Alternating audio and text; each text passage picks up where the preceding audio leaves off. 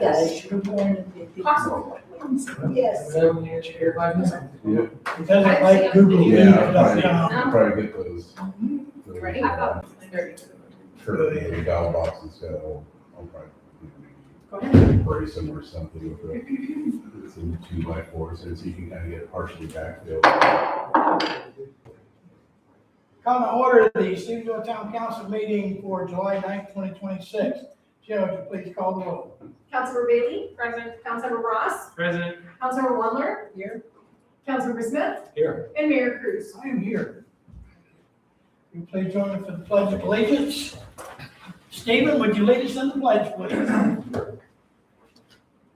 I pledge allegiance to the flag of the United States of America and to the republic for which it stands, one nation, under God, indivisible, with liberty and justice for all. Thank you. At this time, we'll call for public comments for anything that's not on the agenda, but under the jurisdiction of the town council.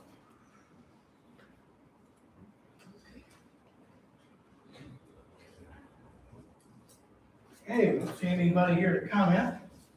The next item on the agenda, oh, excuse me. Do you have public comment? Go ahead. Public comment time? Yes, go ahead. Just in time. My name is John Schneeberger. I'm from Hamilton with the Bitterroot Climate Action Group, and giving you 3 other little updates on some authoritative articles backed by peer-reviewed research on the problem of rapid human-caused climate change to local government. I'm sure we're all very happy that the pine beetle epidemic ended a couple of years ago, back in 2017. It's been a little while now, but unfortunately, the conditions are still here that causes these outbreaks. However, with warm winters preventing winter die-off, for instance, in the past, it used to be that the pine beetle gestated at 3/4 of a generation per year per winter, 75%. So every 4th year they wouldn't have one. Now we're getting like 2 generations per year. In British Columbia, they had 3 generations per year. So beginning around 1996 in Colorado and 1999 in British Columbia, an unprecedented outbreak of the mountain pine beetle began. Climate change driven multi-year droughts and warmer winters that failed to kill off larvae led to an outbreak that eventually affected more than 70 million acres of forest across Western North America. The epidemic lasted from the late 1990s through 2013, about another 4 years here.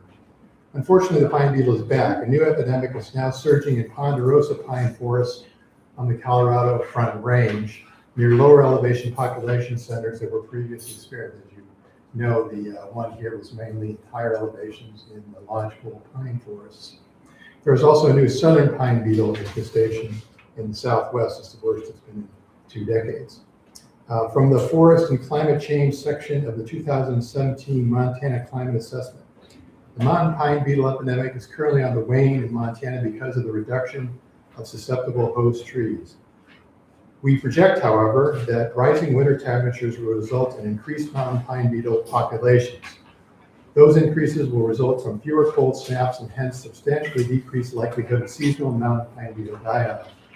We came to that conclusion using field data from Idaho.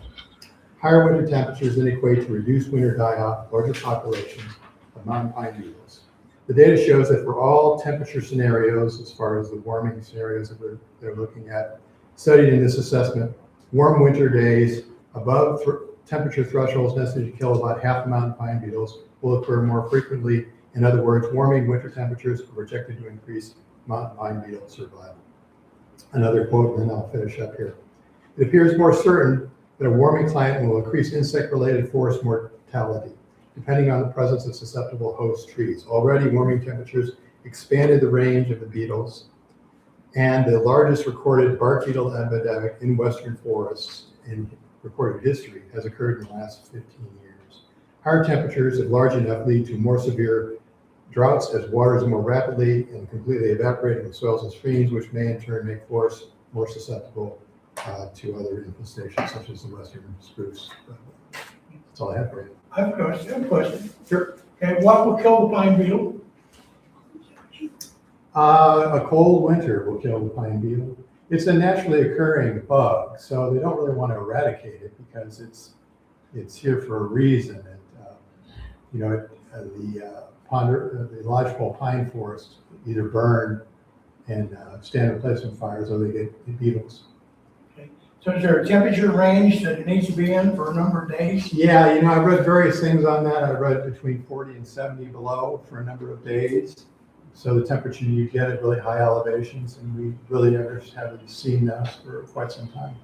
I thought it was like 30 degrees below zero for 3 days to do it. Second question is do you have? I'm not an expert on any of this, by the way. What's that? I'm not an expert on it. This is just what I Well, read. you know what an expert is, right? Yeah. X is a has-been, spurts of drip under pressure, or anybody with a briefcase more than 20 miles from home. That's I don't true. have a briefcase, and I'm not more than 20 miles from home. I'm only 15. Okay. So, but these are educational questions that people need to consider. Okay, there's a certain temperature range that will kill the pine beetle. I've always been under the impression it's minus 30 for 3 days, but I'm not sure. Second thing is I know that the pine beetle can be transported across forest through logging operations, especially logging operations on killed trees. Because I actually cut 31 trees down on the property that I had down in Sula that were infected with the pine beetle, and we looked at the trees and we found a lot of live beetles after winter in the dead trees. So I was just kind of curious if you had any statistics on that. No, I do not. I've read a variety of things over the years. Okay. Any other questions from the council? Thank you for your time. Thank you for coming. Sure. Any other public comments? Very good. Okay. Next item on the agenda is approval of the biweekly claims. Town council meeting minutes. Oh, I'm sorry, I apologize. Next item on the agenda is approval of the town council meeting minutes from 6/25/26. My apologies. I'll make a Councilmember David. I'll make a motion that we approve town council meeting minutes from June 25th, 2026. Okay, so there's a motion on the floor to approve town council meeting minutes from June 25th, 2026. Is there a second? Councilmember Wander. There's a motion on the floor and seconded to approve town council meeting minutes from June 25th, 2026. Is there any public comment on the meeting minutes? Any council comments or discussion on the minutes? Hearing none, I call for the vote. Councilmember Bailey? Aye. Councilmember Ross? Aye. Councilmember Wandler? And Councilmember Smith? Now we can move to the approval of the biweekly claims. Gina?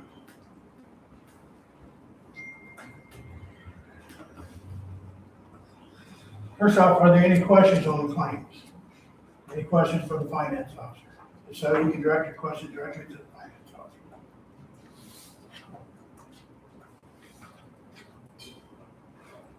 Okay. Gina, do you have any comments to make regarding the claims? I'm confused. Do you have any comments regarding the claims? No, I'm sorry, we haven't done that before, so I'm so sorry. Well, you have a couple of things before you tonight. You have the claims, and you also have cash report. So, any comments on the cash? That's for the admin report. This finance report. Okay. Any public comment? Do we have to make a motion? Not yet. Councilmember Smith. Then I move to approve claims number 20469 through 20505. It said motion on the floor to approve claims 20469 through 20505. Is there a second? Councilmember Ross. So there's motion and second on the floor to approve biweekly claims 20469 through 20505. Any further discussion by council? Okay, call for vote. Councilmember Bailey? Aye. Councilmember Ross? Aye. Councilmember Wandler? Aye. And Councilmember Smith? Aye. Okay, very good. Administrative reports. Ryan, you're up. Okay, for the airport, starting with maintenance, a little bit of repairs that need to be done on the tractor, got another flat tire, is just kind of the standard thing for the mower. Go through 1 or 2 tires every season, unfortunately. So we'll have to repair that here real quick. Hopefully we'll get our new tractor here real soon, and then that will be more or less a thing of the past. But let's see, runway edge lights and the runway end lights, those were all repaired about a month ago. And thank you, I think Jeff let the mayor know, the mayor let me know about that siding that was torn off the side of the SRE building.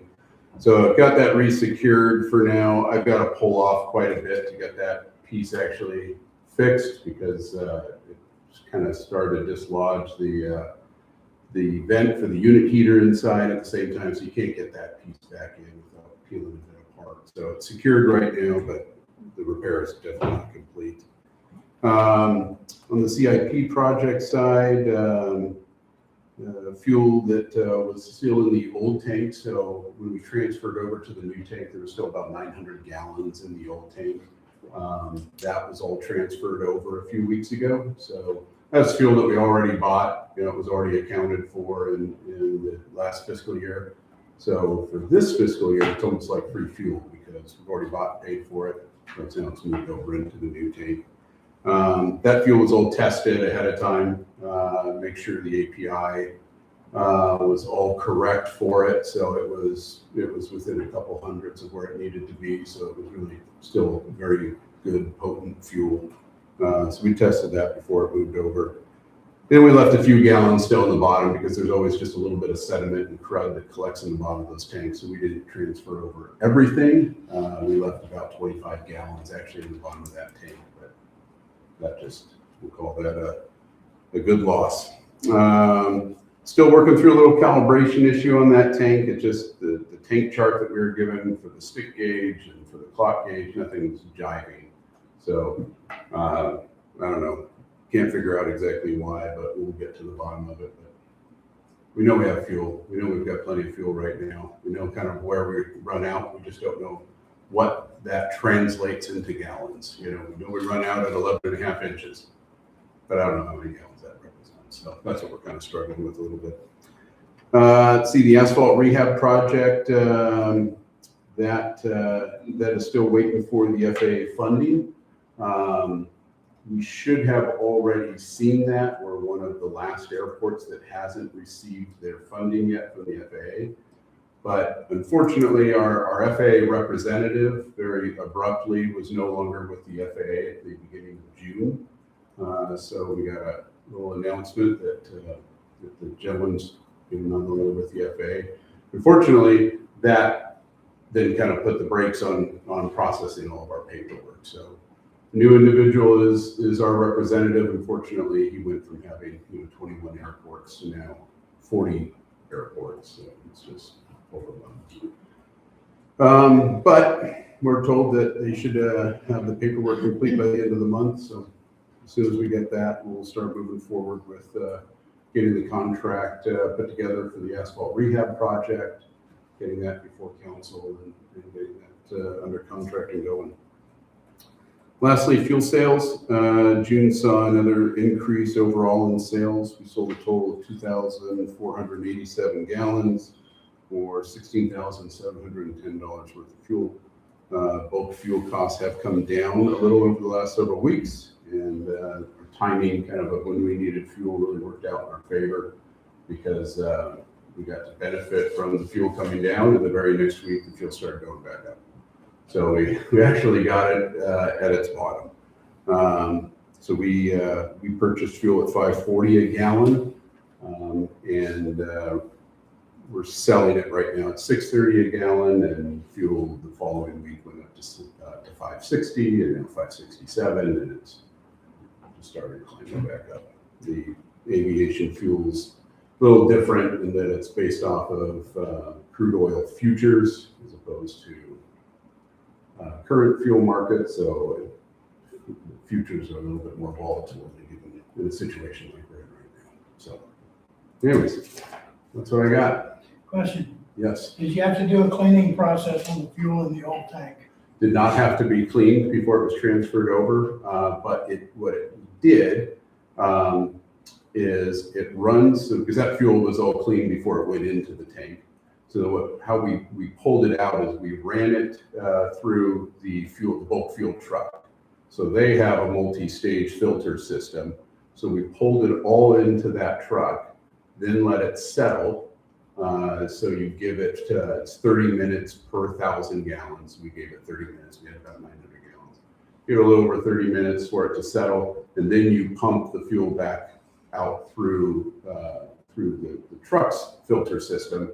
So if there was any sediment that was picked up, that was captured through the truck's filter system and then back into our tank. And our new system is just, our new fuel tank is just so much better than the old one. The filter system, the effectiveness of the filter system, and then it also has a water capture probe. So if it ever senses any water in the filter, it actually shuts the whole pump down so that you can't accidentally put any water into an aircraft. And then that has to, there's a whole process of going through to reset that. But the old tank just didn't have any of that at all. So. And not that we ever had any problems with the old tank. I mean, we sample that fuel every day. We've never seen a single speck at the nozzle. The new tank is even better. So, yeah. Councilmember Smith? What is the capacity of the new tank? 12,000. 12,000. Yeah. Yeah. It's come to my attention yesterday in the meeting that you've got all the leases and everything all up to date and paid, and I just want to give you kudos. Thank you. Well, I have a new round of leases that need to go out, so they're not quite up to date at the moment. But some of the old ones, they're all taken care of. Some of them are, yeah. I have a little cleanup. I've got one lease that just expired, so I've got to get that gentleman under a new lease. We've got the new fiscal year leases and user fees that need to go out. So there's still a lot to do. Just thank you. Yeah, and then back to the 12,000 gallon thing. The reason for 12,000 gallons is that you can never put more than 90% the tank capacity in there, right? So we're limited to 10,800 gallons. And 10,800 gallons allows us to take a full truckload of fuel. If we ever needed to take a full truckload, just 10,000 gallons, we can take it. So that's why we end up with 12,000 gallons. If we were selling, significantly more or a much higher rate, you could argue that you could stood for a larger tank, but it's just not where we're at. So, Question. How do you track required maintenance at the airport?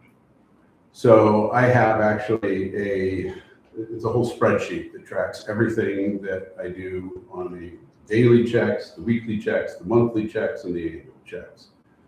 So that's how I track the maintenance.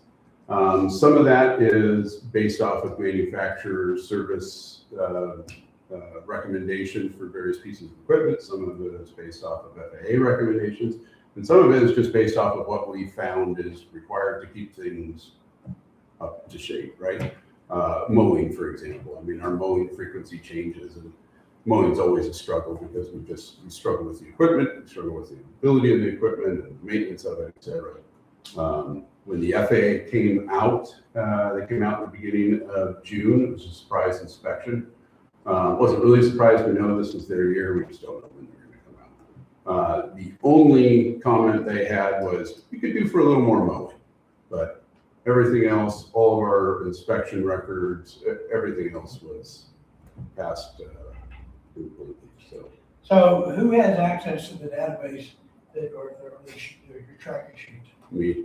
Yeah. Would it be a benefit to Brian to use QWare to track his maintenance activities?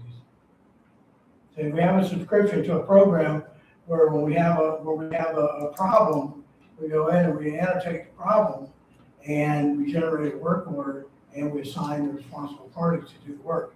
It'll help you track what jobs you have because they'll either be open or closed, and Sure. allow you to plan manpower and materials and help look at your budget in the future.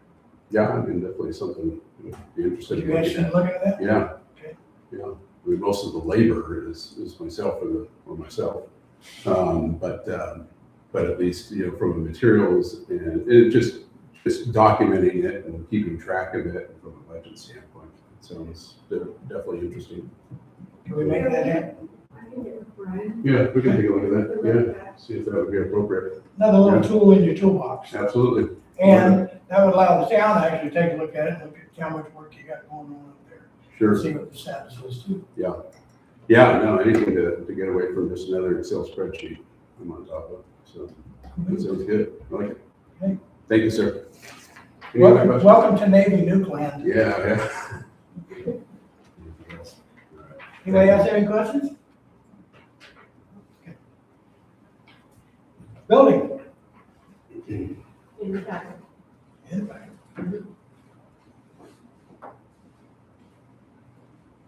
Okay. Let me get this up here so I can read it.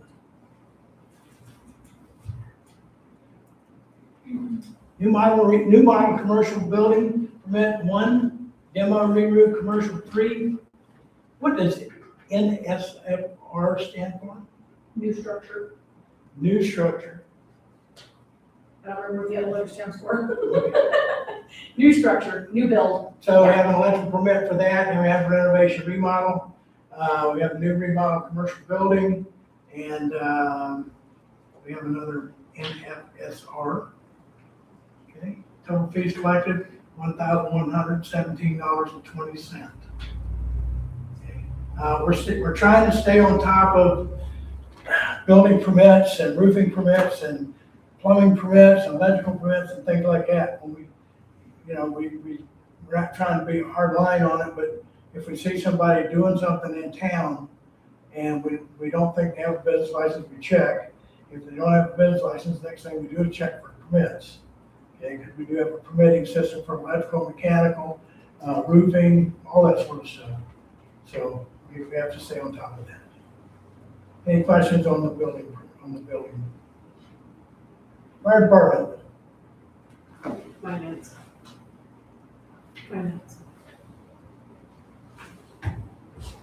John. Okay, I'm just going down on the packet here. Okay. Gina, I'm sorry. I'm not trying to cut you out. You're fine. You guys have seen a lot of me lately, so.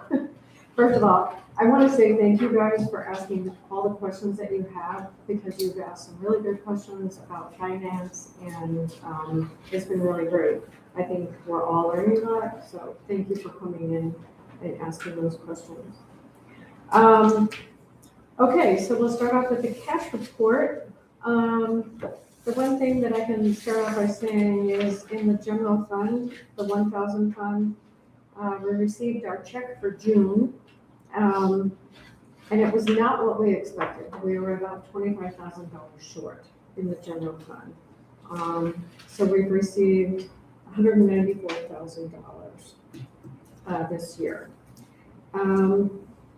That's about the only thing on the cash report that I wanted to just kind of point out, just because we were expecting more for the general fund and we didn't get more. Other than that, I think everything looks pretty good. Do you guys have any questions on the cash report? We have about 4.5 million in the bank.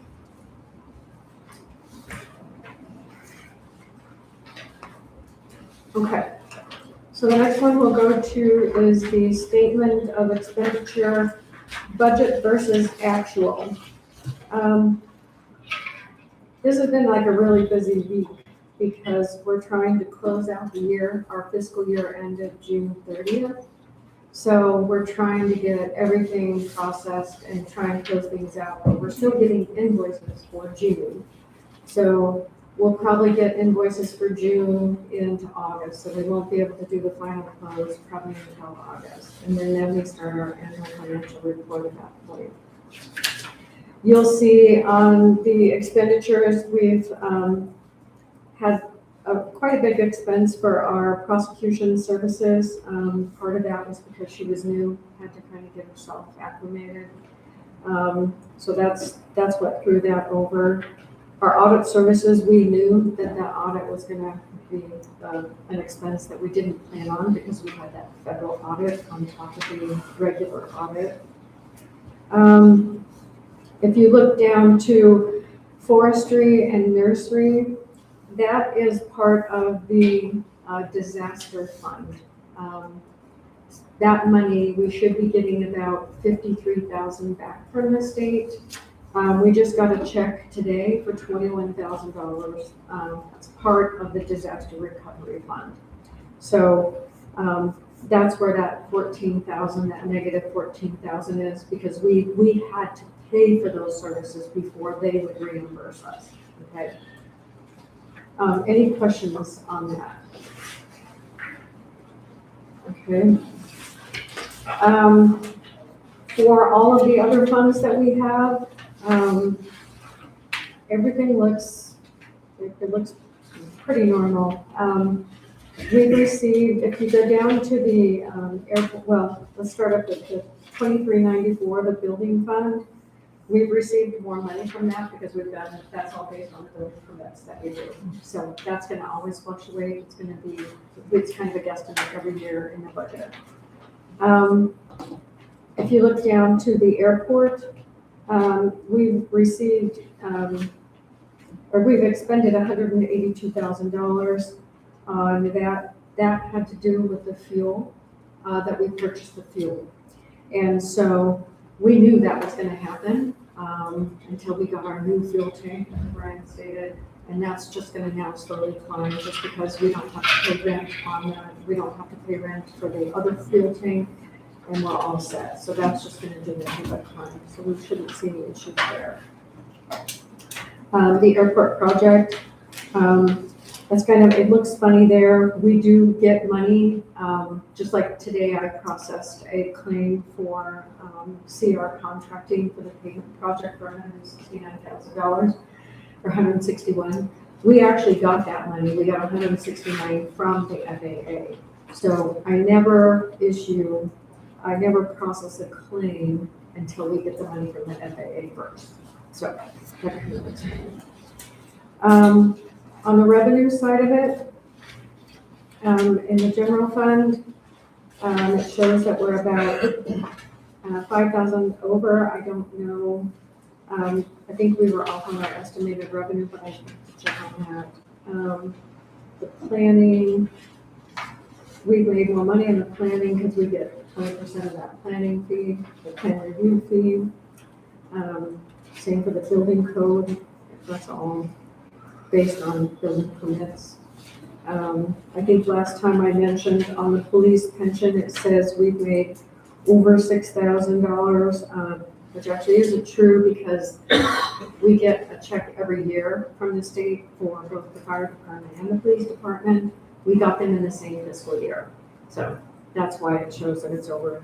We only got 6,061 this year. So the water, that's revenue from the water. That includes all of the overuse, base rate, bulk water, and whatnot. The airport, the received year-to-date $130,000. That is from the fuel sales. That's a lot. So doing pretty good there. Other than that, I don't think I have anything else. Do you guys have any questions?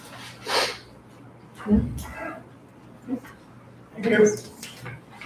Now it's the fire department's turn. Are you sure? Well, you know, it could be the police department. It's all you, Jeff. It's yours now. All right, the report is in your packet. So in June, we had 67 requests for service. Pretty much the standard, same type of requests that we always seem to get. The majority of all that, of course, is medical. 56 out of 67 were medical requests. Continues to lead the way by far. We're 344 requests for the year at the end of June. We had 5 requests for service between 4 o'clock and 5 o'clock tonight. So it's pretty random hit and miss, you know what, when, where, and how, but it kind of comes and goes in spurts. Other than that, things are trucking right along. We're just kind of doing what we do, and that's basically a lot of medical stuff. We have some new people that are getting trained up and getting actively involved and moving forward with. You'll see us out driving around. All of our new people have to have a minimum of 10 hours of driving time before we allow them to operate a vehicle by themselves.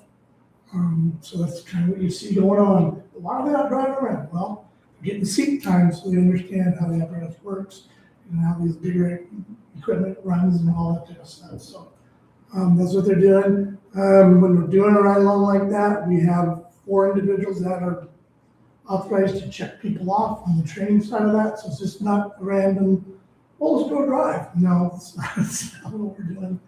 But you'll see them out and about it various times during the day and the evening, whatever. But that's what's going on there, trying to get people trained up. We've got a grant application out. It will be months before we hear back on that, but it's out. It's in the works. So we're moving forward on that, and that will be for new sets of turnouts or bunker gear. So we have that going on right now. We have a RAP family grant application out. Hoping to hear back from that shortly or soon. And that will offset the cost of the grant writer for the bunker gear grant, if we're successful in that funding. So we have those things in the works, and we're moving forward on that. The radio grant and all that is all wrapped up. We're just waiting to take delivery on the 3 extra radios that we were able to acquire. So, yeah, we're in a pretty good spot. So, any questions? Councilmember Smith. Can you tell us if there are any problems on the July 4th? I didn't have any, I was camping, but, no, not that I'm aware of. We had one little tree fire thing on the 4th in town. On the 5th, we did a wildland fire out in the Fremont district, it was a mutual lake. But yeah, no, the 4th was pretty quiet for this fire department. We had 4 requests, but 3 of the 4 were medical, so. We ran a little over 2 a day of those anyway, so it's kind of pretty much normal. Anything else? Okay, I have some information for you later. Thank you. Police Department. Bless you. Good evening, guys. You should have this information in your packet. I'm going to point out a couple things of interest. For the month of June, we responded to 97 calls for service. We've made 2 arrests. We issued 12 traffic citations. We had 12 traffic citations, initiated 25 traffic vehicle stops. And then again, we had 5 traffic accidents in the month of June. The rest of it's just pretty much business as usual. There's nothing that stands out. Everything seems to be trending downward. Any questions about the calls for service? I'm just curious what the fraud crimes were. What now? The fraud crimes? Typically those, and I'll tell you what we're doing about that, but typically those are fraudulent attempts to, I guess, garner money or personal information from the elderly population in our community. But we're making efforts to kind of combat that. We make posts on our social media site about be cautious, be wary of people who call you. For example, there's one thing where a police department contacted a couple here in town and said that they had their granddaughter at the jail that they didn't submit. I think it was $4,000 that they were going to incarcerate her. Those are the things that we're trying to work through now. So they're just people out here to do that for a living. We're basically trying to get the message out. Give me a call before you pass along any funds or you agree to do anything as it relates to somebody calling you and making a request.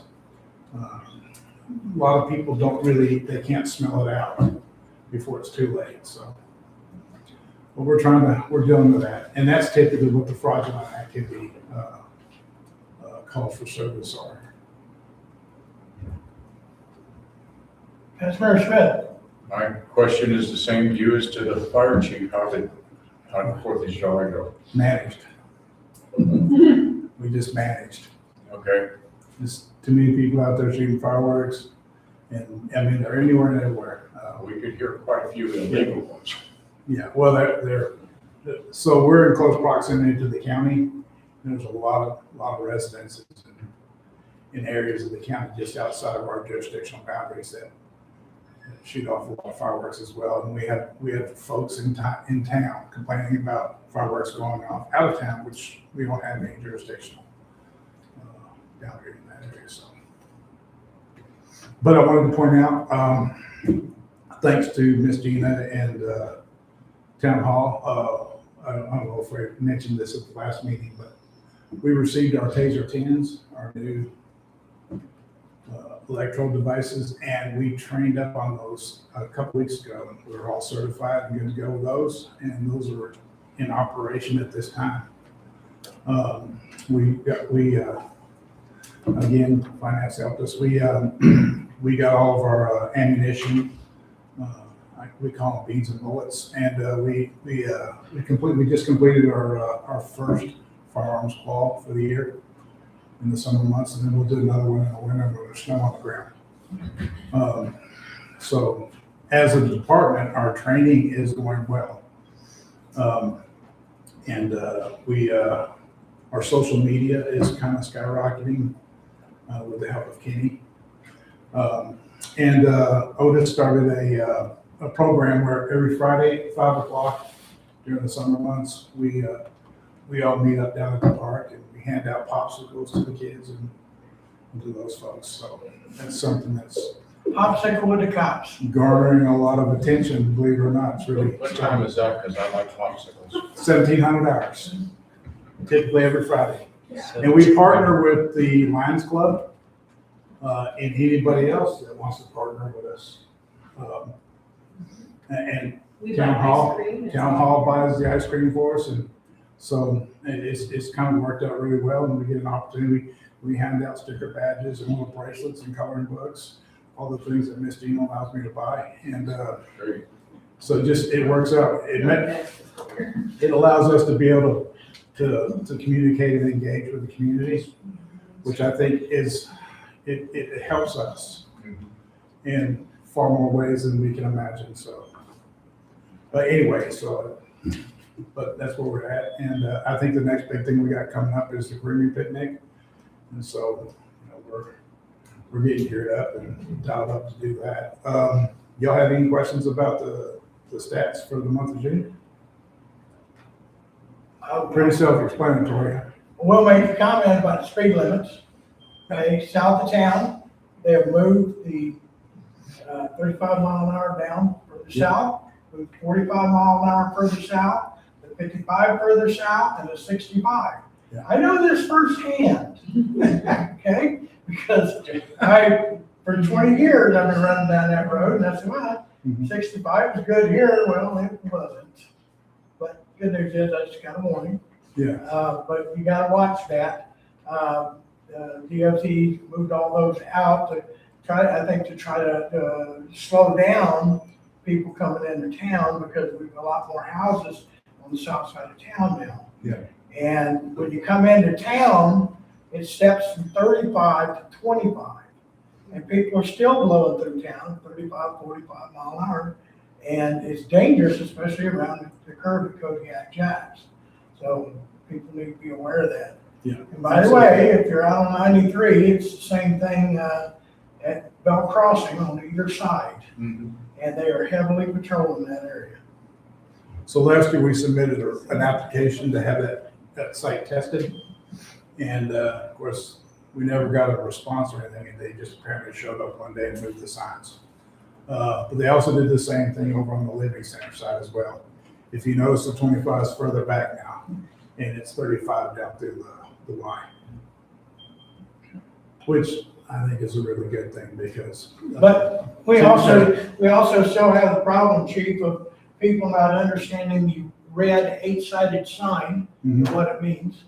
Yeah. We still have people blowing through. Well, I can attribute to a lot of that to the fact that we probably have maybe 20, 25 stop signs and about 150 yield signs in town. So you get acclimated to driving in town and just having to slow down and look both ways and then move forward and not actually come to a complete stop. So when you see these same individuals get out on Main Street and the other areas that have stop signs, they treat them like yield signs. Councilmember Smith. And this is not criticizing in any way, but I still have seen people parking in front of the coffee shop. Avant, yeah, Yeah. we average about 2, sometimes 3 citations a week for parking in front of Avant. And we'll catch them at 10 o'clock in the morning and 9 o'clock at night. I wrote a ticket there last week, like 9:30 at night. It's just a convenience, and I've shared this with the mayor in the past. You know,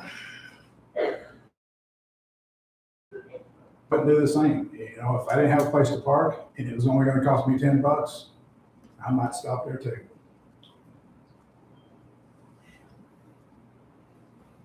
I'm gonna make a note. Go ahead. Thank you. Anything else for the chief? Thank you. All right? One more thing. The mayor's office and the chief of police are working to lock Lewis and Clark Park up.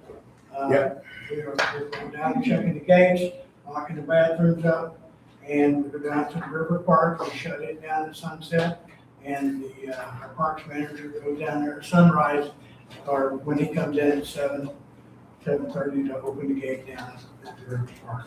It has helped slow down the guy, whoever the guy is going down there with the ATV doing donuts. I mean, this guy has tore the earthwork up down there. Fish Wildlife Park put about 8 inches of gravel down there and packed it down. It's beautiful. And whoever these are with the ATVs and the side-by-sides tearing up the property down there, we're going to catch them. Yep. One way or the other. And it's working. I mean, we're secured every night around 9:30. And so far, it's worked out pretty well for us. And thanks for the gates for Lewis and Clark. Yeah, oh, yeah. Gina ordered the gates. Yeah. I've got to go to Hamilton tomorrow. Gina, the gates, they tell you they're ready to pick up? We ordered the gates, I called them, and Murdoch's does not have the gates that are not damaged. Okay. So they are going to see if they can find a couple of gates that aren't damaged and get them here. He said it might be 2 days, it might be 2 weeks, it might be a month. Okay. But he has your phone number to call. But yes, they have been ordered and they've been paid for. These could be the sliding gates. No, these are regular county gates. You know, we got quotes up to $4,000 to fix them gates. We're not spending that kind of money. We get, for less than $500, we put the gates in ourselves. Sure. We cannot afford these outrageous prices anymore. It's got to come to a stop.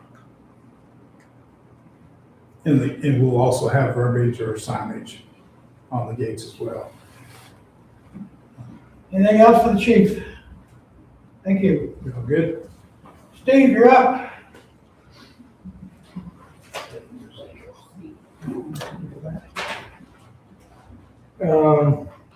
I actually wrote some stuff down, I left it on my desk, but I'm trying to remember.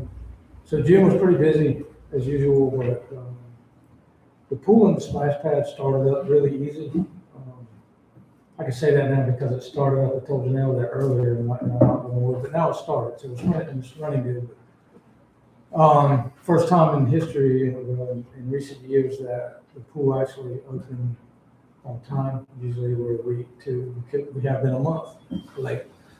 This time everything fired up just like turning on a switch, and it's only from all the work we've done in the last 4 years, all the renovations and the upgrades and the things that we had to do, and the putting it to bed in for winter properly. I mean, everything has worked out so good, it was scary. So that was cool. Pulling the hand lines out in the cemetery, there's quite a few hand lines out there. It's labor intensive, we got all that done.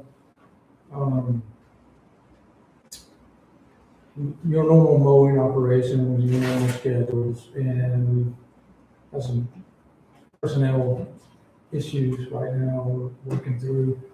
Hopefully to be resolved soon.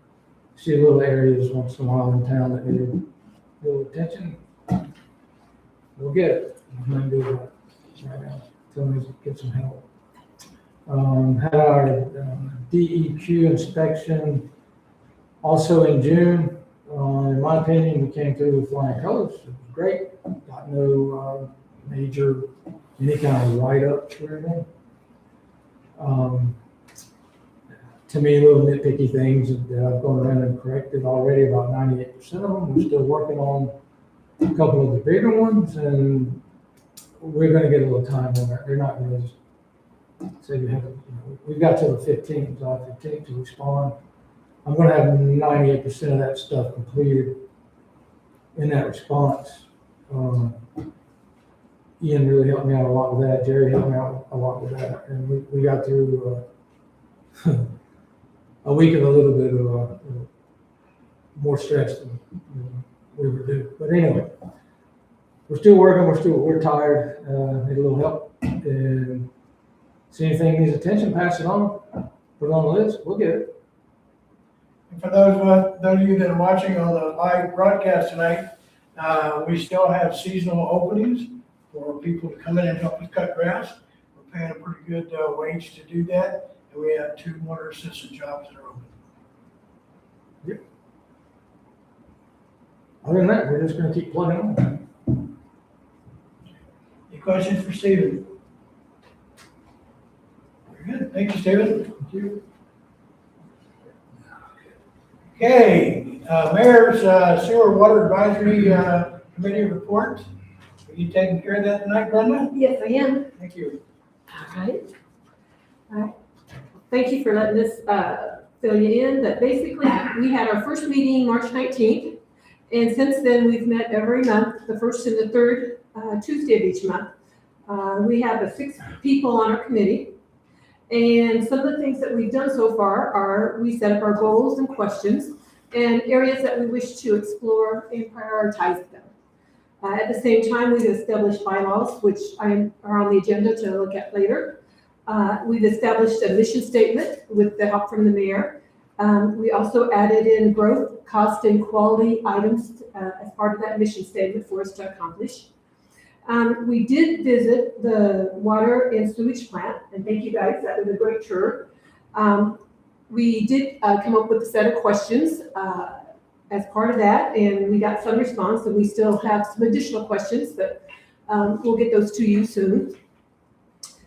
We did get a review with the finance folks as well to get a general understanding of the numbers, and we did have some additional questions that will probably come up with that, including like trying to see what the last 5-year numbers were. So there's are areas that we want to still kind of dig into. We did start reviewing the water and sewage bonds that are out there and to try to understand those so that we could possibly take a look at those for improvement. And then we also started looking at the water quality around to include the PFAS.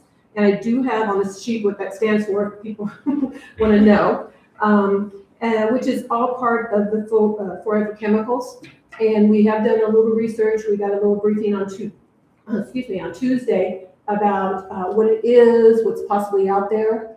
I did some little research after the meeting on Tuesday and found out there's possibly some grants that we may be able to leverage out there as well that the state of Montana has. So there's a lot of good positive things around that we've looked at as well. And so that's kind of a high level version of things that we've accomplished in the last couple of months. Any questions? Okay, thank you. Thank you, Brenda, appreciate it. Thank you. Thank you, Brenda.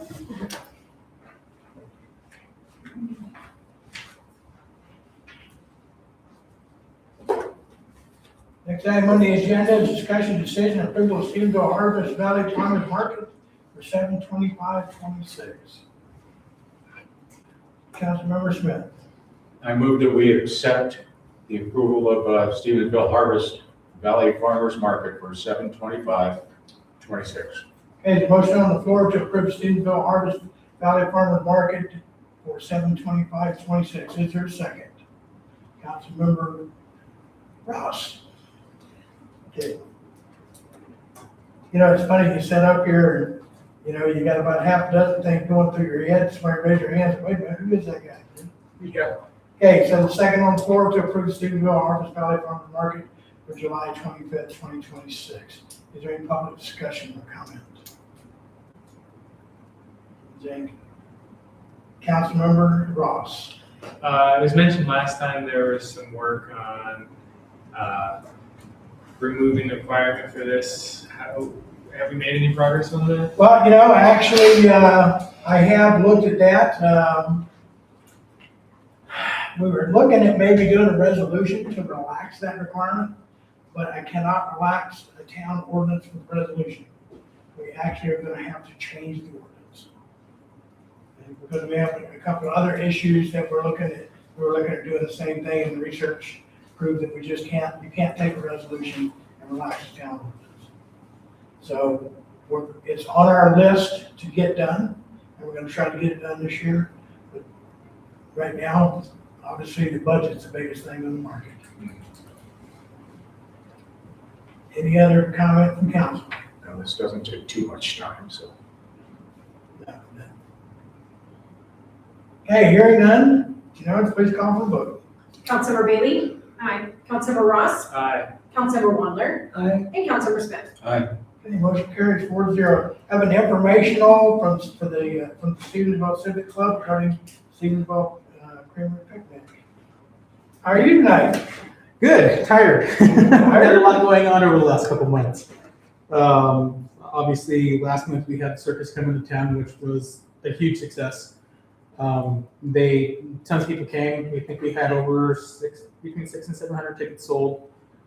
And over the course of 2 days, brought in, I would guess, a decent amount of revenue for businesses in the town. I know Super One benefited from just the circus alone, because they loved being here. They were shopping up and down Main Street, and they were like, we finally had a good store to shop at, and we dropped about $2,000 in groceries in 2 days that they were there. So everybody had a blast. Weather was perfect for it. And then this past weekend, we had our picnic on Saturday for 4th of July. Great community turnout. We had the community band in town, playing as we were serving. I think we had about 200 people show up over the course of the time that we were there. It was great. So we've had a lot going on, and the wheels are still rolling because we got Creamery coming up in less than a month. So this is just a quick informational update to you guys. We've submitted and got approval for our alcohol permits for our beer garden for the event. And the same to be said for our road closures for our Friday and Saturday parades. Everything's been submitted with the traffic plan to MDOT and here. And it's all been approved. We've already got our road closure cones and everything else from Poteet on order. It's going to be delivered. So everything's flowing just like it should. All the trash cans and sanitation stuff's already been ordered and scheduled for delivery by Thursday or Friday before. So, like I said, everything's falling into place to have another great success. What I did want to bring up is our road closure plans. I know we have the parade coming down Saturday from, I think it wraps up right around 12. And we typically have our fireman games following that. I wanted to know if we can secure approval for the road closure on West 2nd Street. We'll have that going until about 5 o'clock in the afternoon. And that's the next meeting. Next item on the agenda. Yeah. Next item on the agenda. So, but yeah, other than that, like I said, everything's falling in line. It's no issues whatsoever. If anybody has any questions, please feel free. All right. Okay. Looking forward to seeing you guys there. Just stay right there. Oh, I will. Okay. Next item on the agenda is discussion decision, closure of West 2nd Street for the Fireman Games Creamery Picnic. Go ahead. So again, like I was saying, we have all the road closures on Main and everything from MDOT approved.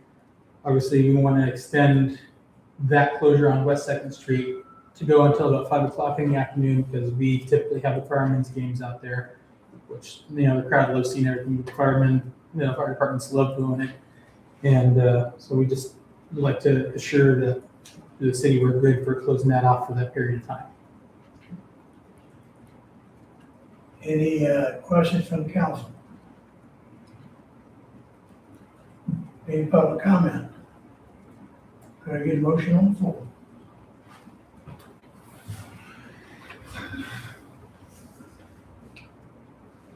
Councilmember Ross. I move that we approve the closure of West Second Street for firemen's games during Creamery Picnic. There's a motion on the floor to approve the closure of West Second Street for fireman game during Creamery Picnic. Is there a second? Second. Councilmember Smith seconds.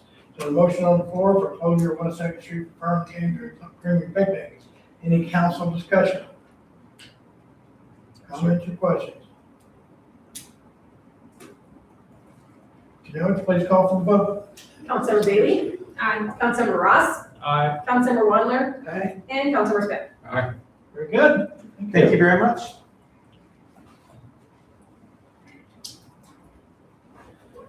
Okay, next item on the agenda is an agenda item I placed on the agenda.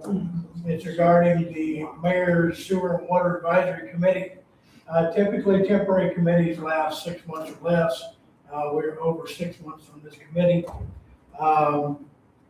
My questions is, do we need to continue with this committee? I have at least 4 members here right now that are on the committee. 2 on the council and 2 in the gallery. I would like to see, personally, it continued, but become a standing committee under the council. Because I think that there's a lot of work yet to be done, and I think the council could probably do a little better guidance on this than the mayor.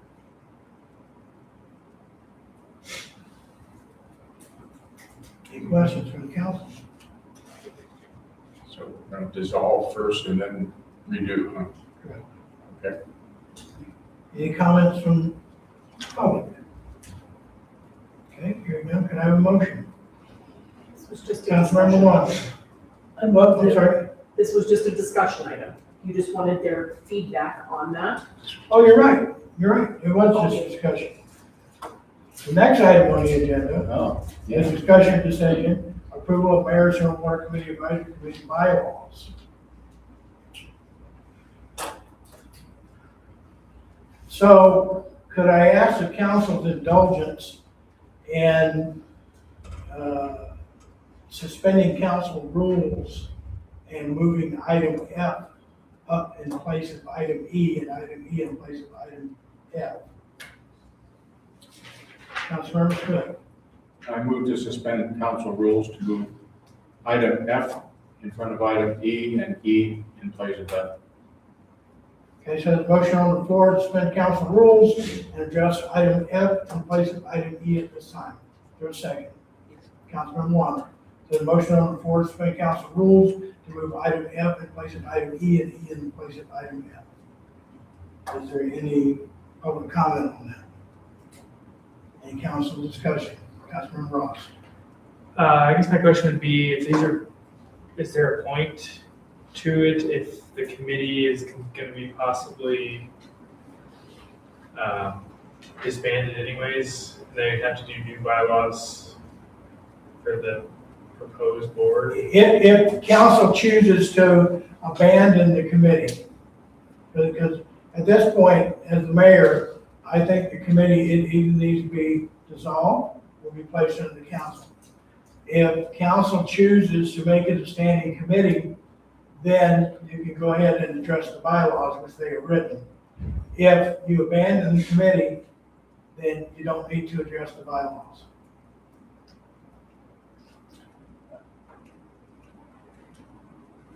Are you thinking we need new bylaws if we become a standing committee?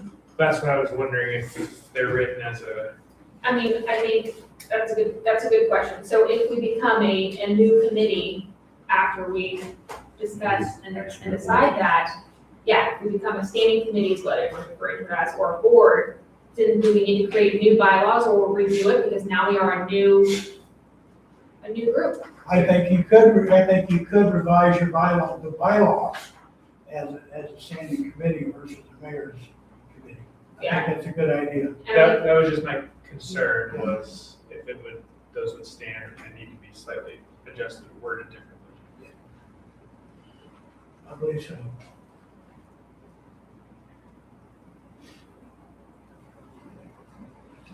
Any further discussion or comment from the council?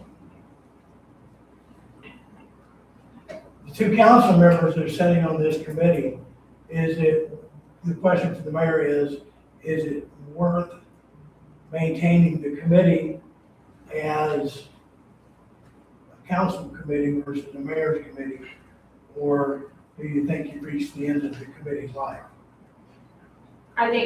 Personally, I think there's still a little bit more work to do. I think we've got pretty far. I think there's still just a few more things that we need to do and iron out. My argument would be that we did not convene as a committee until March, although we were created, I think, in January or February. We actually did not have our first meeting until March. And so we could be considered that as our start date.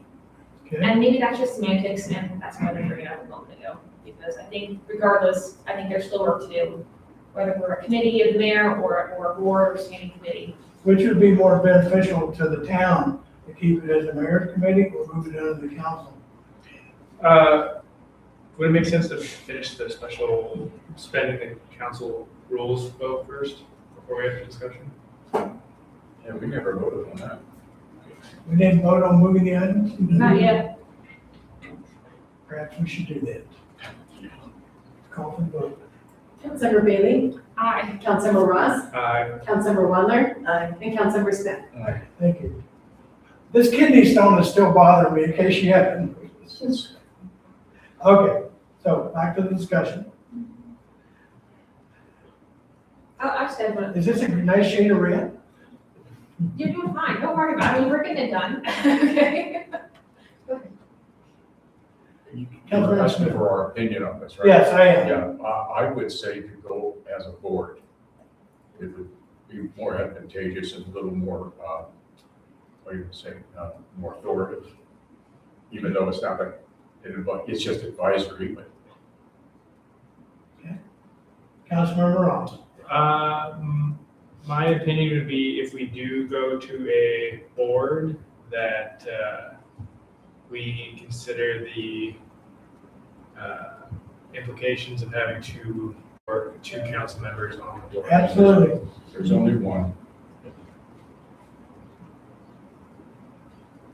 So the board, the new board would have to convene, adjust the bylaws to include the membership. Okay. And council would be responsible for appointing their members. And then we have to approve like the rest of the boards, approve all the members. Yes.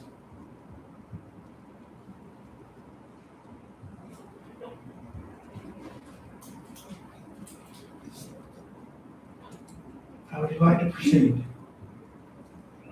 How about a motion? Okay? Well, I'm gonna do something right tonight. Okay.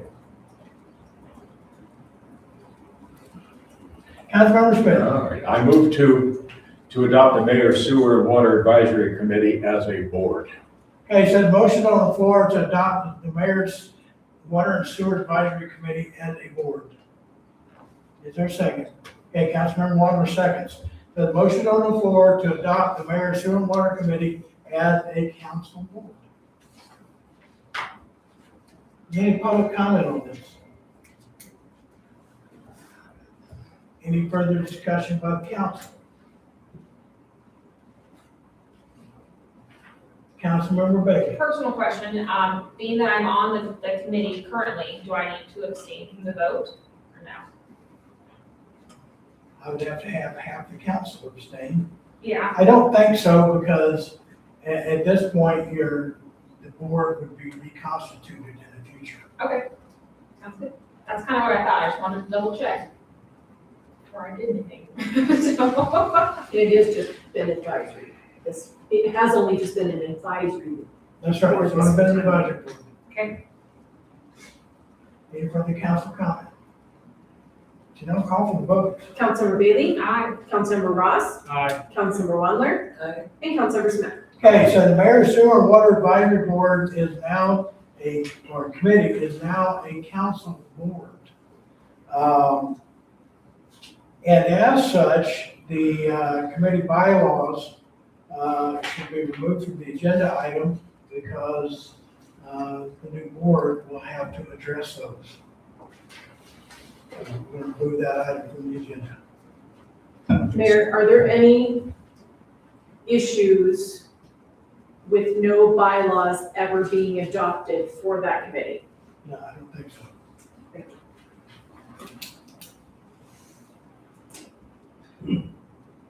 Would we just table that? What's that? Would we just table this? No, I'm removing it from the agenda. Okay. I'm not going to address that issue tonight. Next item on the agenda is discussion decision, Montana DNRC local government fire force incident rental agreement. Here we go.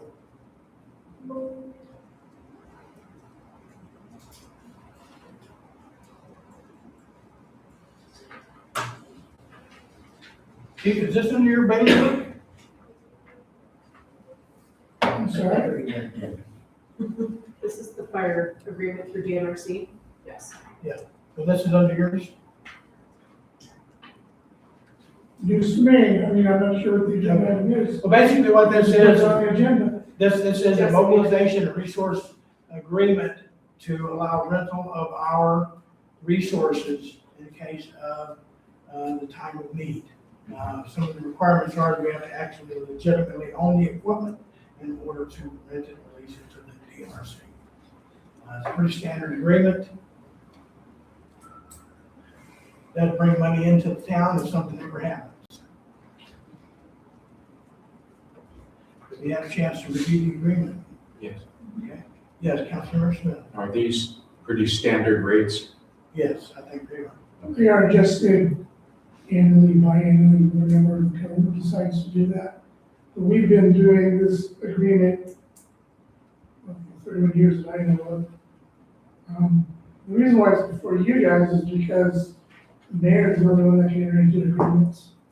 I can't sign the agreement without your consent. It's a contract. Any public comment? A council discussion. We have one member who may have to abstain, am I correct? I don't believe I need to, but I'll abstain. I'm sorry? I don't believe I need to, but I'll abstain. Your choice. Okay. Councilmember Ross will abstain. Councilmember Smith.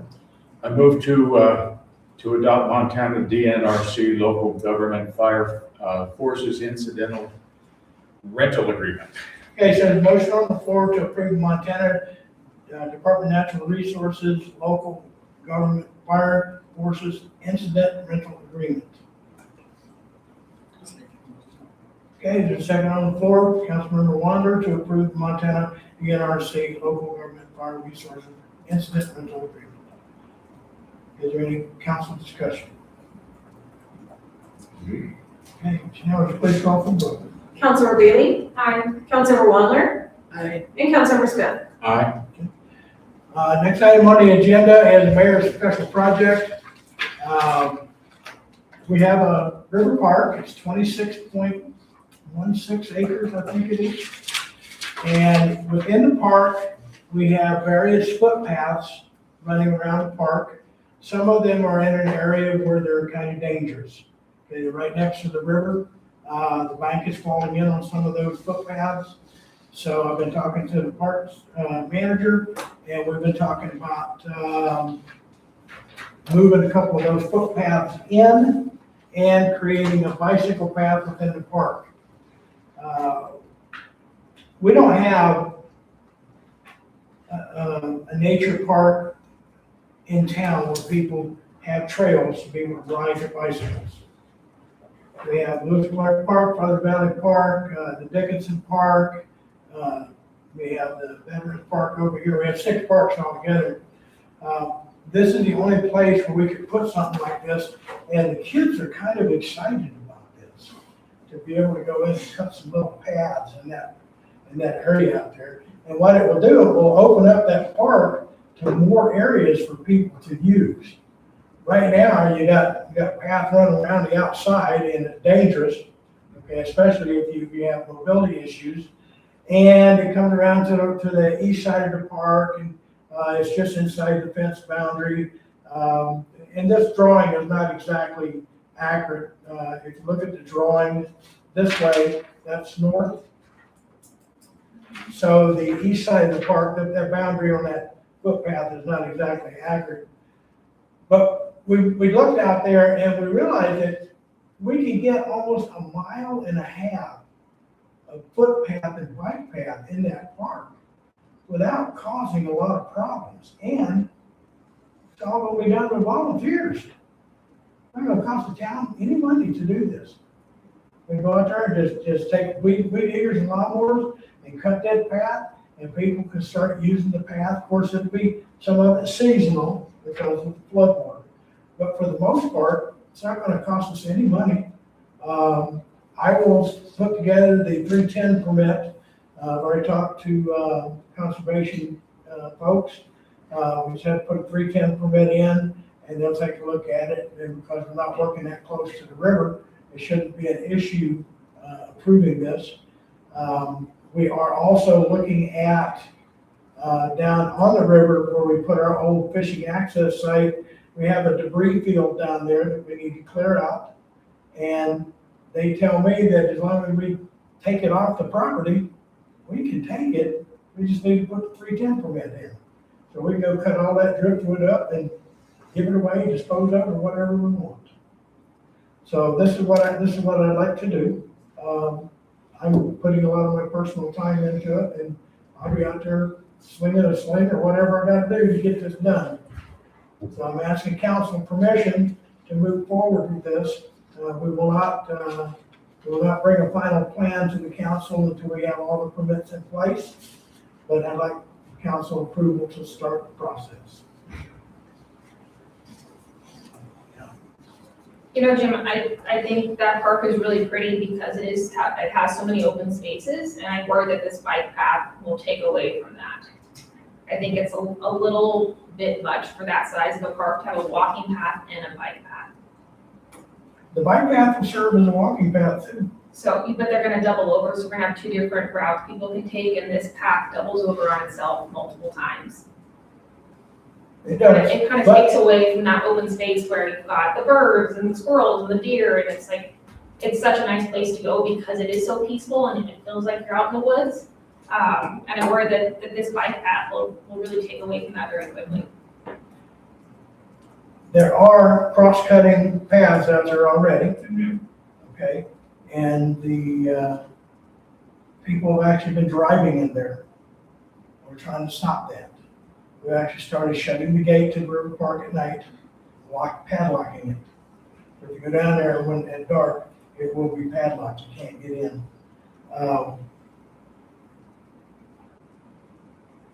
We don't have a lot for the kids.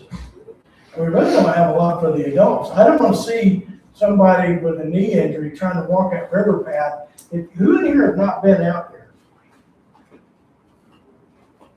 You go down there right along the edge of the river, and some of that bank is falling down. So, and we've had trees fall down out there, and we've had people go out there and just cut a chunk of the tree out and move it. But we haven't been maintaining the park. Cindy and I have been going around to different towns. We just went to Anaconda. We rode the Copperway Regional Trail. We rode the Silver Bow Trail in Butte. We went down to the Headwaters Park. We rode all over Three Forks. Three Forks had a beautiful set of bike paths. They're not long, but it took us a half a day to just pedaling around riding them. And the number of people enjoying the open space was tremendous. Not only people on bicycles, because there weren't that many bicycles. Most of these people were just people walking around the trail. And we don't have anything like that here. We've got the bike path that runs out to tie into the Bitterroot Trail. That's 50 miles long. And it's the noisiest thing in the world. If you've never ridden a bicycle out there, Gina can tell you how noisy that trail is and the debris that comes up off the roads and the cars passing by. We're not talking about a very large space here, and I know it looks like this is crisscrossing over. It may not end up like that.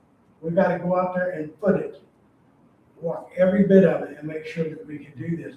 And there aren't really gonna be that many people using that, I don't believe. And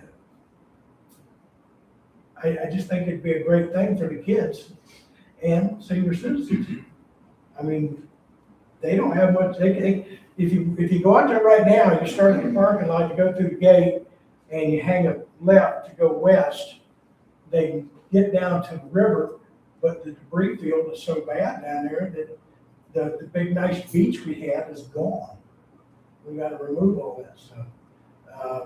The walking path down there is very narrow, it's only about this wide. Nobody can get down there with a wheelchair. Nobody can get down there with a three-wheel trike. And all we're asking for is cut this path through there. It's only gonna be about 3 feet wide. Is it gonna be paved? No. No, it'll just be gravel or It'll compacted be ground? natural. Okay. We're just gonna cut the grass down there and remove the weeds, remove some obstructions, just make it passable. Councilmember Smith, Would we consider putting in a couple of benches along the way? I would love to. We've already got one bench that was put out there by, I don't know who. Okay, they drove right through the middle of the park and turned to the right. About, if you look at this path right here, there's an open area right up in here, right here. Somebody had driven back up in there and they put a bench right up in there. We'll know who did it.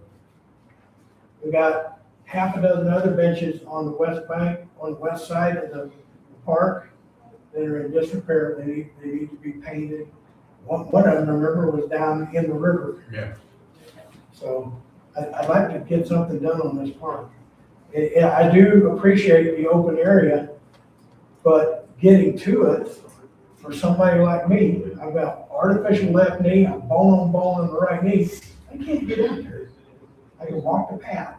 That's all I can do. Councilmember Ross.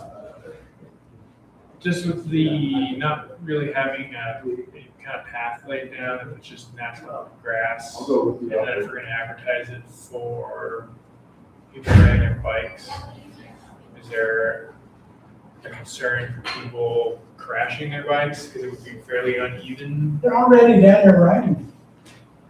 Go out in the park and look. The trails are being cut by the bikers right now. We might as well get a jump on it and make it decent. Councilmember Wonder.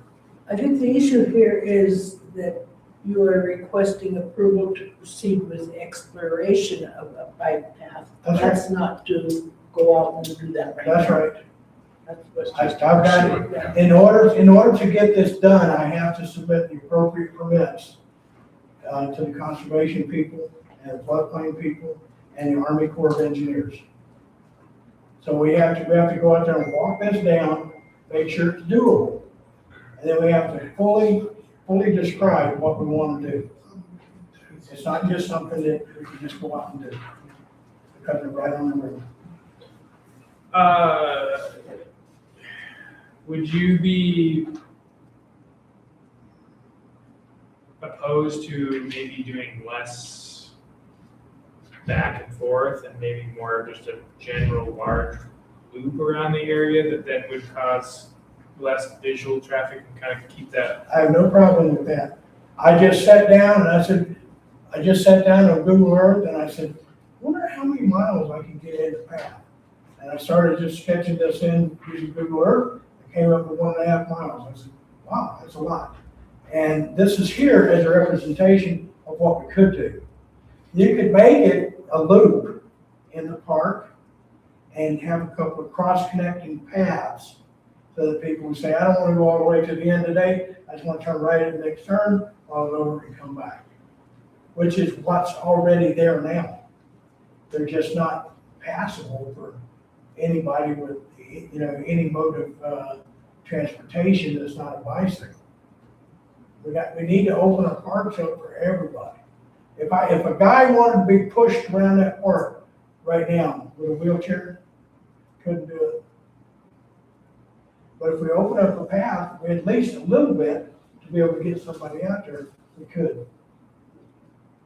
But I mean, if you're not gonna pave it, how are you gonna get somebody in a wheelchair out there? We smooth it out. I mean, I don't know if that's gonna be effective enough to get somebody, I mean, you have to get down that grade, out of the parking lot, through the gates, and then over a bed of rocks to get to the river. Like, without paving it, I don't know that's gonna be accessible. We do what we can do. If it's just for a bicycle or a tricycle, they can go over that stuff. Maybe not a wheelchair. But at least by doing a bicycle, getting a bicycle or a tricycle down there, we can open it up to other people.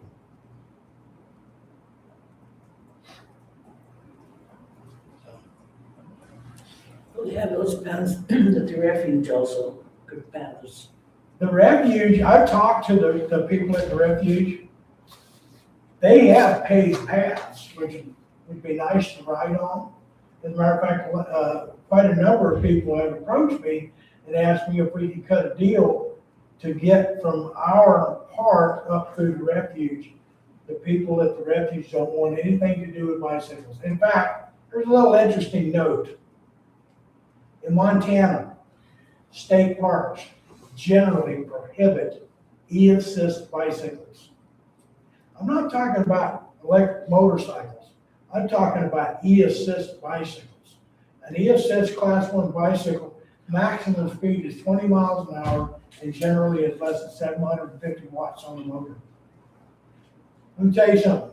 You want to try to pedal 20 miles an hour even with e-assist? Come on out with me. I'll show you what it's like. It's hard. Okay? But the e-assist helps people with mobility issues get out and see the world. They can go further than they can normally go. I've got people with strokes. I got a guy who's had a stroke, and he'll get out there and matter of fact, we went up the glacier. He rode up through glacier on his e-assist bicycle, his trike. And I've taken him on 40-mile rides. And I got 83-year-old people on e-assist tricycles who are doing 40 miles a day because it helps them. It expands the world, gets them outside, gets them to exercise, and they get to see things that they have forgotten. I mean, we'll start here, you start here in town, we'll ride out to the loop, or ride out to the bike path. Go on the bike path, go down to South Kootenai, take off Kootenai, get up on Salish, follow Salish around, get up on, what's that other road up there? St. Mary's, take St. Mary's over, go up to Indian Prairie, ride Indian Prairie down, we'll go all the way to Victor on the back roads, and then come back. That's a 30-mile ride. How many 83-year-olds or 85-year-olds are out there doing that kind of stuff? We gotta do something for our people. Councilmember Ross. So you stated that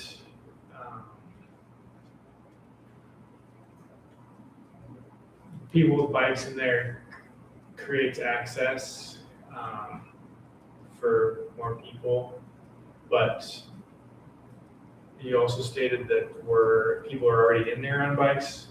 So I guess what is it necessary for us to do this?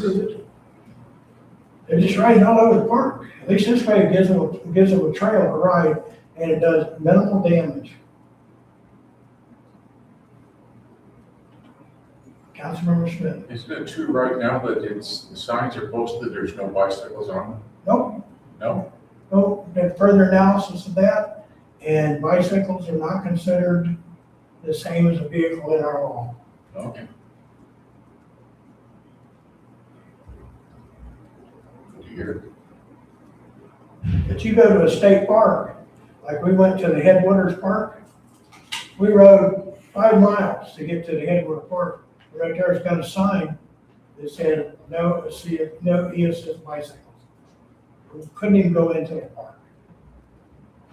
After riding all that way, we drove almost 200 miles to get there and rode into the park. And it's not listed on any of their websites. I was on there last night for over an hour looking, it's not there.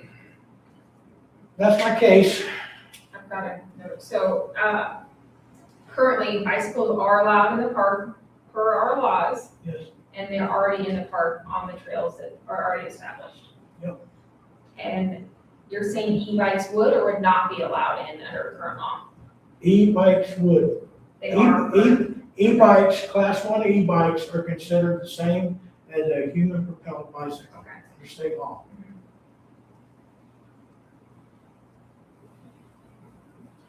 There's a big misconception about e-assist. Some people think that e-assist is like a motorcycle. Like, we got a guy back over here who's got an electric motorcycle. That thing will do 60 miles an hour. An e-assist takes, it's got like one of mine has a 250 watt motor. And what it does is it assists you. As you apply pressure, it senses how much pressure you're applying to the pedal and it augments that. That's all it does. It doesn't give you any more speed. Matter of fact, they're limited by law to 20 miles an hour. They have a governor in there. And even if you overrode the governor, the best you could get is 28 miles an hour. 28 mile an hour will then make pretty scary. Cheapo, Are we referring to Lewis and Clark or the River Park River Park, as it relates to bikes? River Park. You can ride a bicycle in Lewis and Clark Park. You cannot take it into the skate park or Bear Mountain Playground. Same thing for the little scooters. They're not supposed to be down at Lewis and Clark Park or at the skate park. Talking about those little two-wheel scooters with the hand. Yeah, the rules are posted right there. Yeah, well, yeah, and so I guess it's right opposite, because the sign down there says you can have a scooter, you just can't have a mechanized or motor scooter. I did not realize that. Okay. Yeah, and my understanding was bikes were like vehicles and they weren't allowed in the park at all. Well, if you look under state law, or which is 61-8102 of Montana Code, definitions as used in this chapter, unless the context requires otherwise, the following definitions apply. B, bicycle means a vehicle propelled solely by human power on which any person may ride irrespective of the number of wheels, except scooters, wheelchairs, and similar devices. The term includes an electrically assisted bicycle. Under Fish, Wildlife, and Park rules and their administrative rules, they changed that. They don't let you. So essentially, we're allowing pedestrians to ride their bikes inside the playground area of the park, Not inside Bear Mountain Playground. but just in the park in general. Yeah.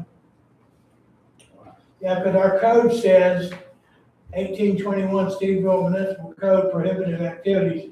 It shall be unlawful for any person to drive, operate, or park any vehicle or trailer on parklands except on designated roadways and parking lots.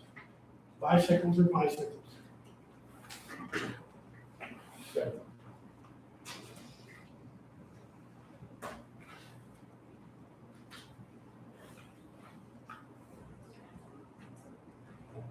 Any public comment? Yes, ma'am. As part of your evaluation, will you look at any impacts to any of the wildlife that may be roaming around that area and what this would do to that wildlife? That's one of the things that the permitting system will do. Okay. And then the second question I have, I'm sorry, is will it be added to like a patrol for the police to have to patrol this park area No to more, make it safe or? no more than normal. Okay. Thing is without the permits, we got people riding down there already. And we don't have any rules prohibiting ATVs down in the parking lot, tearing up the parking lot. And they've already knocked down one of our fences down there, and the gate is big enough so that you can drive a full-size truck through.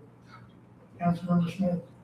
If approved to proceed and you go the permitting process, what's the cost of the permitting process? Will cost us a dime. Okay. Fact is, if it did cost us money, the mayor paid for it, let them take it.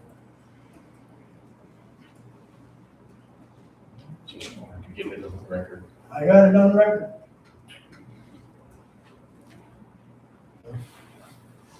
Any further council discussion? Can I, Are you limiting the width of your proposed path to 36 inches? I'm sorry? Are you limiting the width of your path to 36 inches or the proposed path to 36 inches? It will be limited to the standard bike path width. Okay, if I'm not mistaken, that's 36 inches, because that's what they just put in down at the River Park when Fish Wildlife Park put the bike path extension in, because I went down and met with them. I had some concerns down there because of the posts they put in with the guardrails. The posts are in and they have studs protruding through the 8-inch post about this long. And my concern is if somebody's gonna ride their bicycle down there, they're gonna get caught on one of them posts and rip a leg open. So I made that complaint to them. They're gonna be looking at it. But if I'm not mistaken, the standard bike path width is 36 inches. Whatever it is, that's what we will go with. I've got the standards over in my office. If it's proposed at a 36-inch width, I wouldn't necessarily disagree with the state's, decision on limiting or not allowing e-bikes. Because all the paths that you were talking, you take all your friends with, those are all wide roads. I understand how e-assist stuff works. If my guy's in a wheelchair, he has e-assist. I'm not gonna say that if you're on a narrow path, like a 36-inch path, you have somebody who got something with e-assist, and then you have them on a path, limited with assist, and then you have pedestrians walking, you're looking for an accident. You are. Like I said, we'll cut the path per the specifications for bike path. Okay, 36 inches, I think, is a nominal figure. I think that's the minimum. That's what we will look at. Like I said, that's just a thought that I had looking out for the city and doing something like this.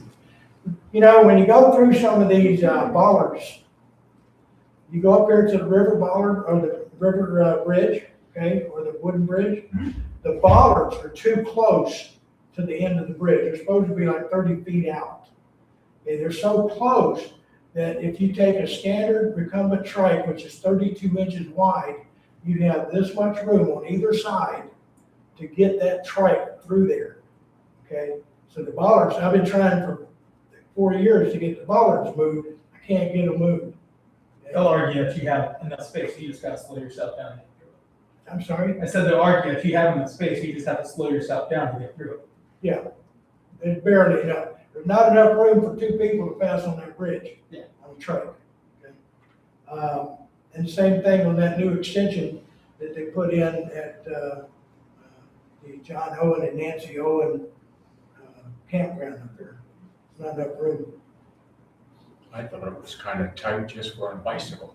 It is, but that's their standard, and that's what they build it to. So, and by the way, I was looking at this as one way. Okay, one way. Just like you go to Sealy Lake, when you're up on Sealy Lake, you can only go counterclockwise. You can't go clockwise.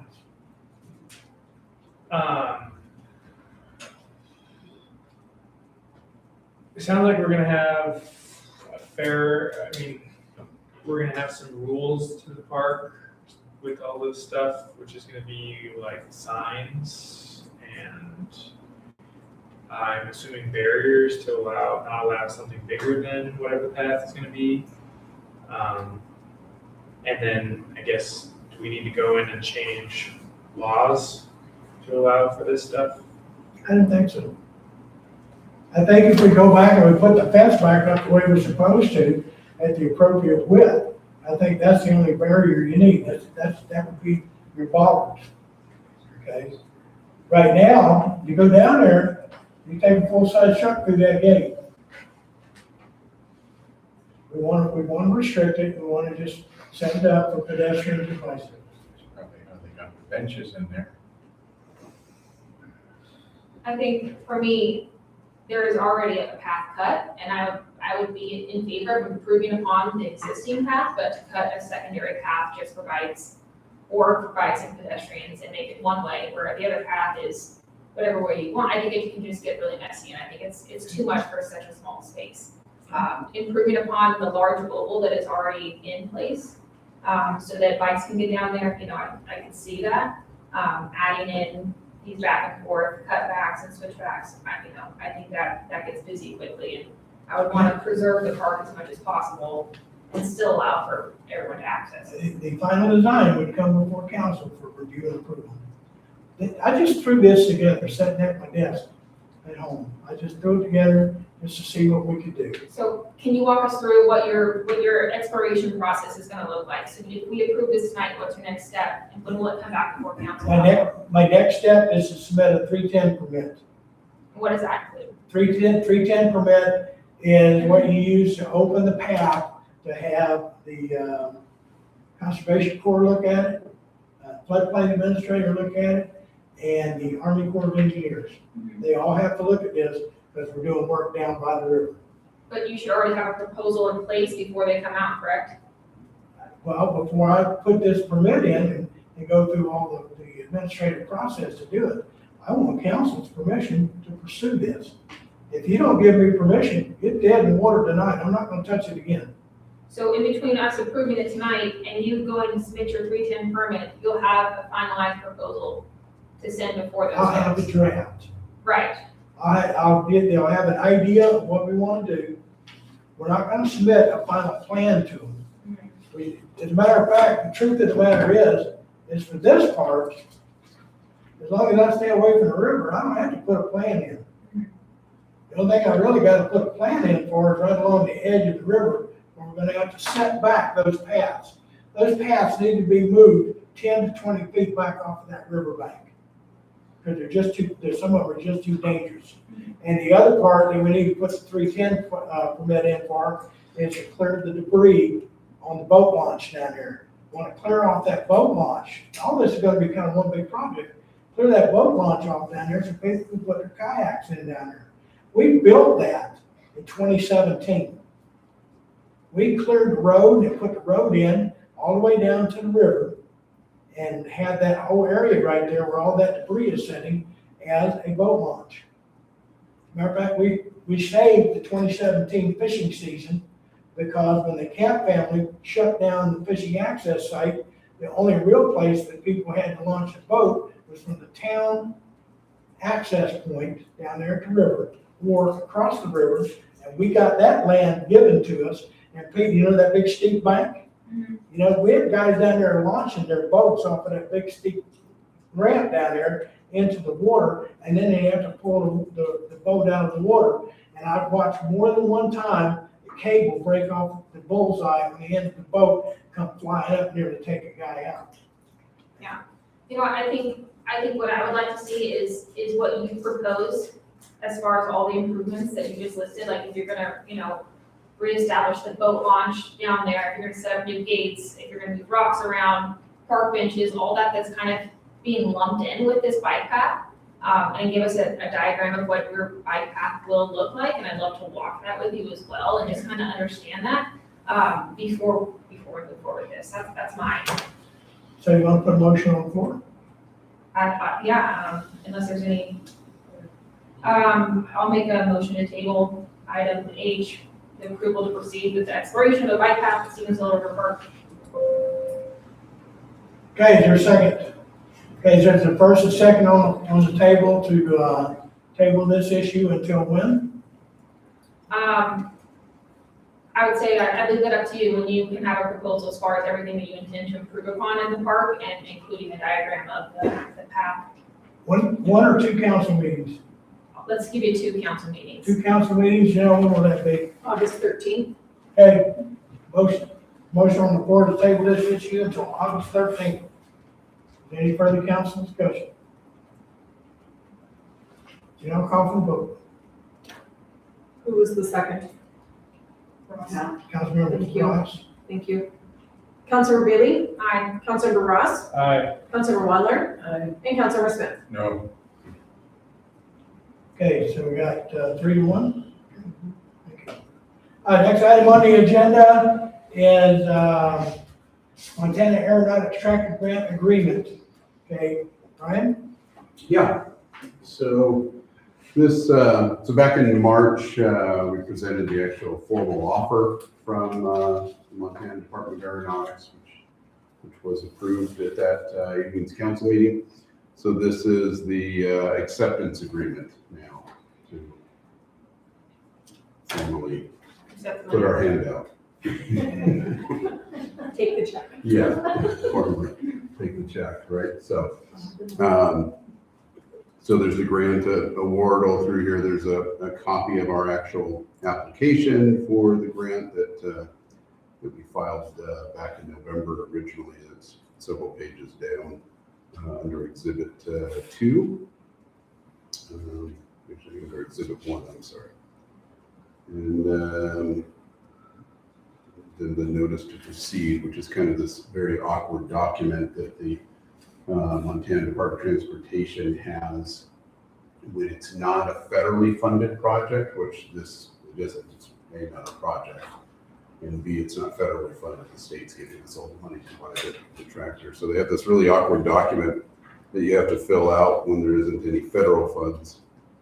And it says that, you know, the county, city, airport authority, or as I put in, Town of Stevensville hereby authorizes, and it's kind of written like as to a contractor, which we don't have any of this. So I worked with the state MDT to figure out how to fill this thing out. And so this was the result of their guidance. So like I said, that last document kind of reads very, very awkwardly, but it just is the way it is because they don't have a better form. So, but that's it. So like I said, this is just the official acceptance of the funds. So as we council approves this, then the attorney will sign it, then it goes back to MDT, and it takes about 2 to 3 weeks to get our funds. Any questions by the council? Any public comments? I get a motion on the floor, please. Councilmember Smith. I move that we adopt the Montana Department of Transportation Aeronautics Tractor Grant Agreement. Okay, so the motion on the floor to adopt the Montana Department of Aeronautics, or the Montana Department of Transportation Aeronautics Tractor Grant Agreement. Your second. Councilmember Wander. So we got a first and second on the floor to adopt the Montana Department of Transportation Aeronautics Tractor Grant Agreement. Any further discussion by the council? Only that we've been wanting a tractor for a long time, and here it Yes, is. we have. And this is a very unusual deal. It is the first time that the state has ever funded this. So, yeah, it's pretty neat. Any further council comment? Do now please call for the vote. Councilmember Bailey? Aye. Councilmember Ross? Aye. Councilmember Wandler? Aye. And Councilmember Smith? Aye. Okay, thank you. Brian, I'll sign this and I will personally deliver it to the town attorney tomorrow morning. Thank you so much. Board reports. Who's on the park board? I was absent for I know. the park meeting. Any board reports? Well, we didn't have a park board, but I did present this to 2 members of the park board, and they seemed to like it.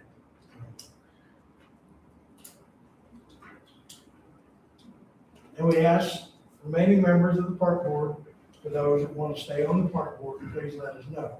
Because we've had some people that haven't participated in a while. Any other boards? Okay. Town council comments.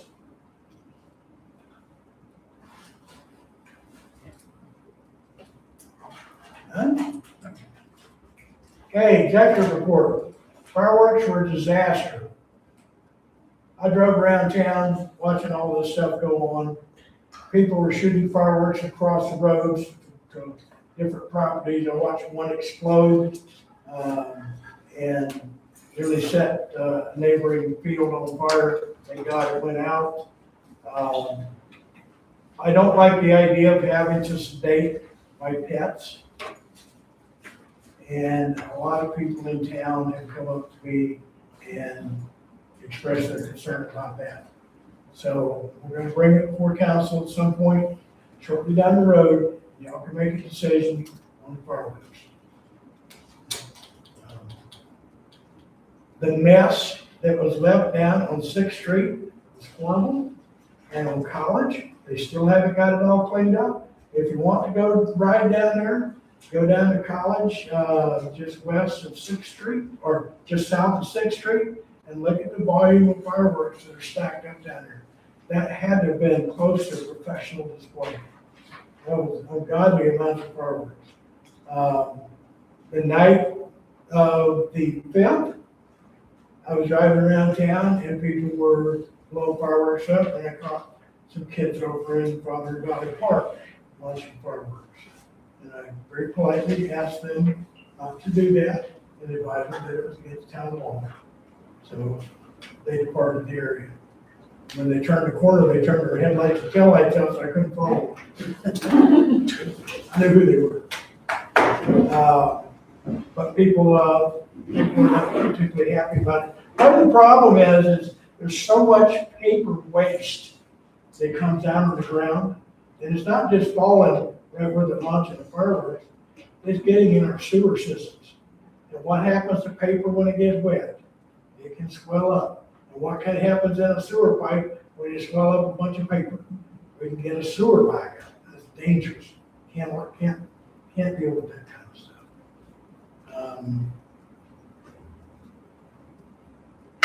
Other than that, that's about it. I'm sorry. Can I get a motion to adjourn? Motion to adjourn. Is there a second? All in favor? Thank you.